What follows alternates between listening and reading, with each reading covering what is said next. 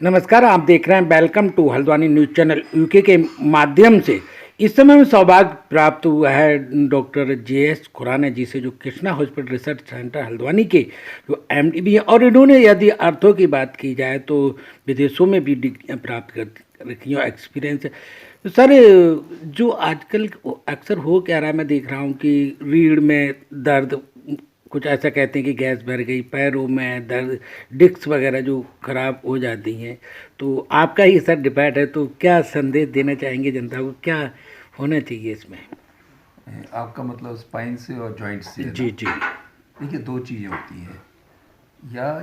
या तो ये कोई बीमारी की वजह से होगा, या मौसम बदलने की वजह से होगा, या कुछ और भी कारण है, जैसे कि लाइफस्टाइल हमारी किस टाइप की है, क्या हमारा मोटापा तो नहीं है बहुत ज़्यादा। तो इस तरह की चीज़ें देखते हुए सबसे पहले मैं बताऊंगा कि अगर आपको एक जॉइंट्स पेन हो रहा है या स्पाइन में पेन है, तो सब सर्वप्रथम ये देखना चाहिए कोई बीमारी की वजह से ये दर्द तो नहीं हो रहे। आपने देखने के बाद अगर किसी बीमारी की वजह से दर्द नहीं है, तो फिर ये देखना चाहिए नॉर्मल जो हमारे डिजेनरेटिव चेंजेस होते हैं बॉडी में, शरीर में। जैसे मैं उदाहरण देता हूँ कि जैसे हमारे बाल सफ़ेद होते हैं, तो it's a degenerative process. Same है हमारे जॉइंट्स में, हमारे जो स्पाइन में अगर चेंजेस हैं और मॉर्निंग स्टिफनेस वगैरह रहती है, दर्द हो रहा है, तो उस पर आपने देखना है, उस पर कार्य करना है। कार्य क्या करना है?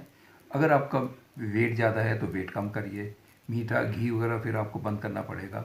डायबिटीज़ है उसको दूर रखिए, ठीक है ना। डायबिटीज़ पार्ट को आपने मैनेज करना है। और कोई बीमारी है उसको आप ठीक करिए।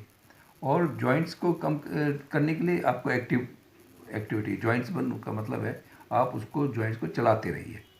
और अगर हम कहें कि सर्दियों में, आम ये क्वेश्चन होता है कि सर्दियों में हमारे जोड़ों में दर्द बहुत बढ़ जाता है, तो उसका एक कारण यही है कि हमारा जो बैरोमेट्रिक प्रेशर होता है जो विंटर्स में वो कम हो जाता है, जिसकी वजह से हमारे जॉइंट्स का जो साइनोवल फ्लूइड है वो थोड़ा सा थिकन हो जाता है, या फिर हमारे जो जॉइंट्स ना उसकी वजह से स्टिफ होना शुरू हो जाते हैं।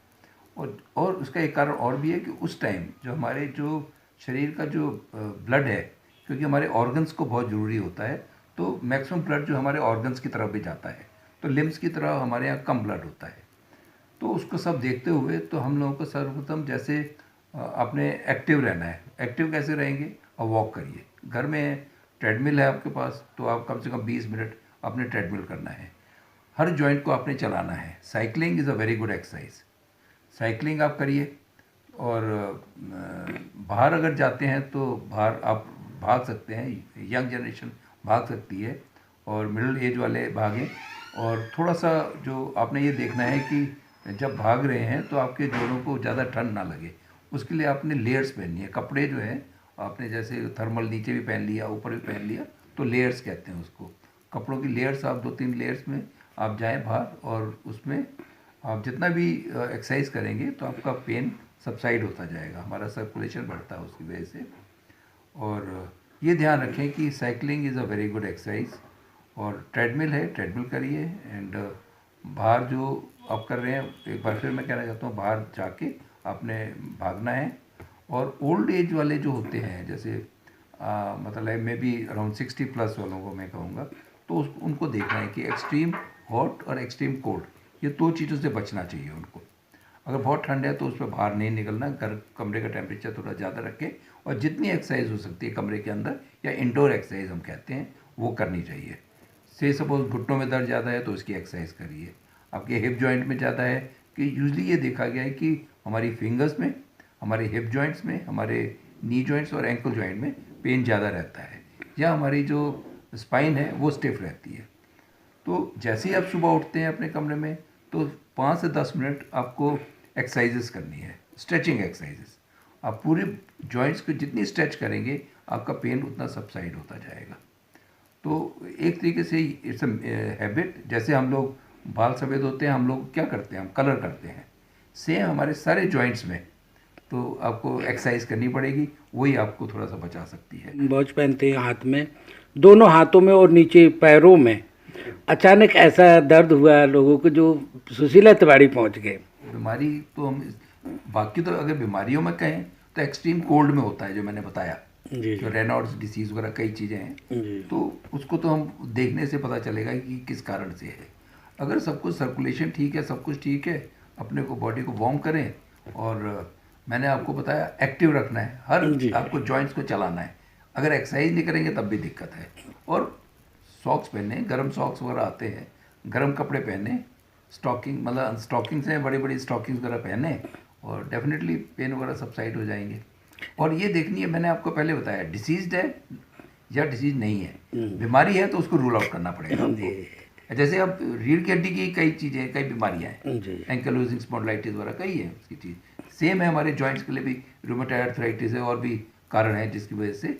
और सिंपल एक ऑस्टियोआर्थराइटिस भी होती है जो एज के बढ़ने के हिसाब से होती है।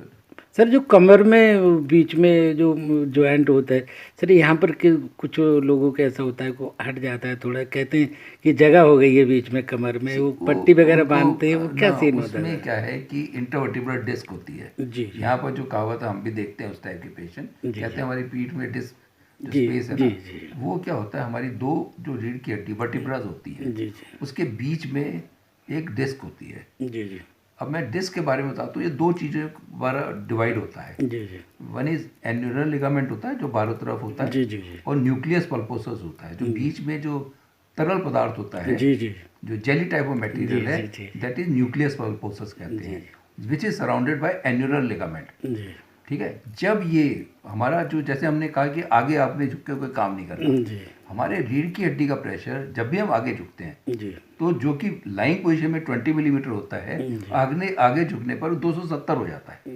इंटरवर्टिब्रल प्रेशर इतना बढ़ जाता है। तो it's always better to minimise your intervertebral pressure ताकि डिस्क हमारी ठीक रहे।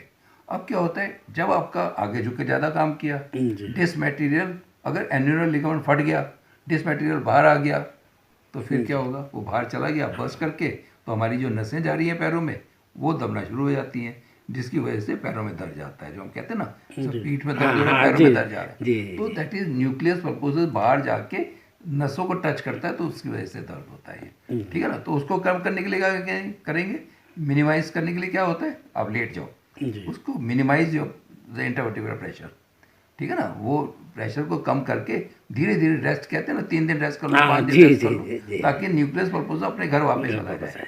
ठीक है ना, यही कारण होता है, इस करके कहते हैं उसको रेस्ट करना है। जी और फिर है, जब आप ठीक हो जाते हो तो एक्सरसाइज करना बहुत ज़रूरी है। मसल्स जो है, स्पाइन की जो मसल्स होती है, उसको स्ट्रॉन्ग करना इज़ वेरी इंपॉर्टेंट।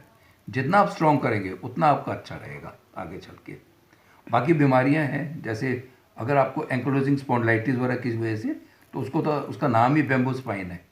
पूरी रीढ़ की हड्डी एक मतलब ना एक पीस में हो जाती है वो, तो उस समय आप समझते हैं कई मतलब गर्दन और पीठ का दर्द एकदम स्टिफ सा हो जाता है पूरा। तो उसके लिए तो वही है, शुरू में अर्ली डायग्नोसिस अगर हो जाती है, early treatment gives a good results. ये है, योगा और ये सब करना बहुत आवश्यक है। मतलब इसमें सर डॉक्टर्स की भी सलाह लेनी जरूरी है कुछ ऐसा? 100%। आपको कोई बॉडी में प्रॉब्लम हो, मैंने सबसे पहले मैंने ये कहा था कि कोई दिक्कत है तो आप सबसे पहले अपने डॉक्टर के पास जाके पता करिए कि किस वजह से है। अगर दर्द किसी बीमारी की वजह से है तो वो करेक्ट करिए, और दूसरी बात है नॉर्मल डिजेनरेटिव प्रोसेस की वजह से तो उसका इलाज दूसरा हो जाता है।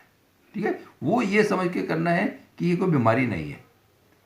ठीक है ना, 2 तरह का है, एक तो डिसीज पार्ट है, नॉन डिसीज पार्ट है। ठीक है ना। देखिए अभी हम बात कर रहे थे डॉक्टर JS खुराना जी से, और जो आर्थो की जो भी बीमारियाँ होती उनसे रिलेटेड हमने जो अभी हम देख रहे हैं कि अक्सर हम घरों में जाते हैं, लोग ये बीमारियां बताते हैं, उनके इलाज के लिए यहाँ पर पूरा समाधान हमारे न्यूज़ चैनल के माध्यम से और डॉक्टर साहब ने पूरा समझाया है।